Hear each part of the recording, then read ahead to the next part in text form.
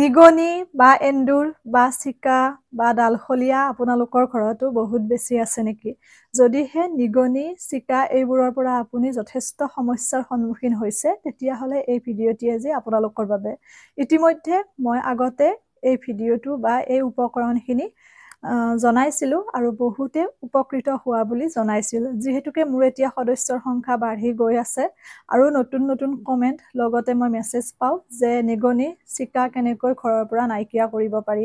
পয়জনটো পোৱাই যায় বজাৰত, নিগনিৰ চিকা বা তেনেকৈ বিভিন্ন কীট পতংগ নাশ কৰিবলৈ, যিখিনিৰ পৰা নেকি আমাৰ অপকাৰ হয়।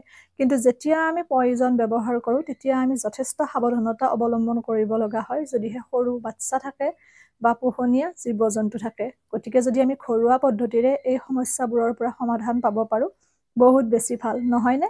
পলম নকৰি এতিয়া বস্তুখিনি আপোনালোকক মই চিনাকি কৰাই দিওঁ কেনেকৈ আপোনালোকে নিগনি এন্দুৰ বা চিকাৰ উপদ্ৰৱৰ পৰা ৰক্ষা পৰিব পাৰিব। প্ৰথমতে আপোনালোকক লাগিব বেকিং পাউডাৰ। বেকিং পাউডাৰ আপোনালোকক লাগিব এচামুচ। মই এচামুচৰ জোখতে কৈছোঁ। যদি আপোনালোকে সৰহকৈ বনাব বিচাৰে সৰহকৈও বনাব পাৰে বস্তুখিনি।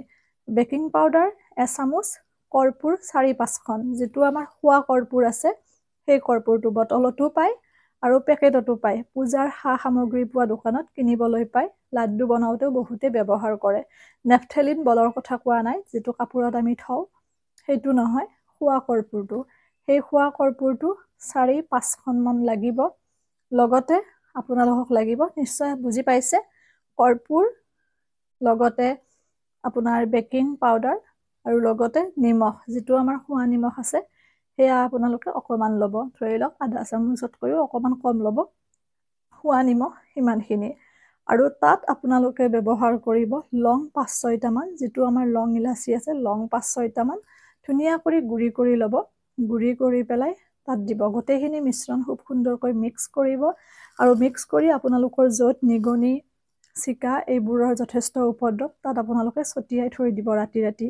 তেতিয়া যদি আপোনালোকে এসপ্তাহ ৰেগুলাৰ এনেকৈ ব্যৱহাৰ কৰে তেতিয়া আপোনালোকৰ ঘৰত নিগনি চিকা ডালখলীয়া এইবোৰ বস্তুৰ একেবাৰে উপদ্ৰৱ নোহোৱা হ'ব।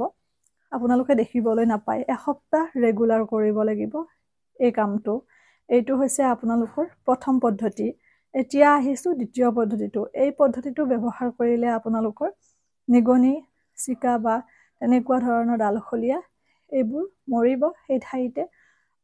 যদিহে আপোনালোকে প্ৰথম পদ্ধতিটোৱে উপকৃত হ'ব, কাৰণ য'তে ত'তে মৰিলেও বেয়া গোন্ধ ওলায়।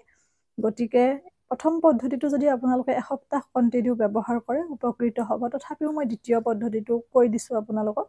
তাৰ বাবে আপোনালোকক লাগিব গুড়। ধৰি লওক গুড় আপোনালোকে 2 চামুচ ল'ব। 2 চামুচ গুড় লগতে চূণ, যিটো আমাৰ তামোলৰ লগত খাওঁ, সেয়া চূণ আপোনালোকে আধা চামুচতকৈও কম। গুড় কিন্তু 2 চামুচ ল'ব। গুড়ৰ পৰিমাণটো সদায় বেছি হ'ব লাগিব। চূণ অকণমান ল'ব, সামান্য, আধা চামুচতকৈও কম। আৰু লগতে তাত আপোনালোকে জলকীয়াৰ যিটো গুড়ি আছে সেয়া অকণমান দি দিব, আধা চামুচতকৈও অকণমান কম। আৰু খুব সুন্দৰকৈ এই বস্তুখিনি মিক্স কৰি বলৰ নিচিনা কৰিব।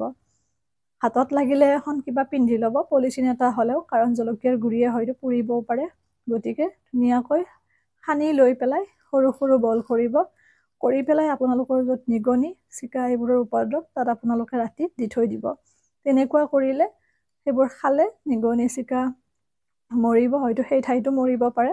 গতিকে ব্যৱহাৰ কৰিব আৰু কেনেকুৱা পালে মোক জনাবলৈ নাপাহৰিব। ভিডিঅ'টো কিন্তু শ্বেয়াৰ কৰিবলৈ নাপাহৰিব যাতে সকলোৱে উপকৃত হয় নিগনি ডালখলীয়া চিকা এইবোৰৰ উপদ্ৰৱৰ পৰা। কাৰণ নিগনি থাকিলে বহুত বেছি প্ৰব্লেম হয়, কাৰণ কাপোৰ গোটে বা কিতাপ গোটে এইটো সকলোৱে জানে। অৱশ্যে মেকুৰী যদি ঘৰত থাকে নিগনি চিকা কিন্তু নাথাকে, কিন্তু বহু মানুহে মেকুৰী আকৌ বেয়া পায়। গতিকে আপোনালোকে এই পদ্ধতি দুটা অৱলম্বন কৰিব আৰু ৰিজাল্টটো মোক জনাবলৈ নাপাহৰিব। আপোনালোক ব্যৱহাৰ কৰি সুফল পালেহে মোৰ ভিডিঅ'টিয়ে সাৰ্থকতা লাভ কৰে যেন অনুভৱ হয়। এৰিছোঁ, সকলো ভালে থাকিব, সুস্থ থাকিব, হাঁহি থাকিব।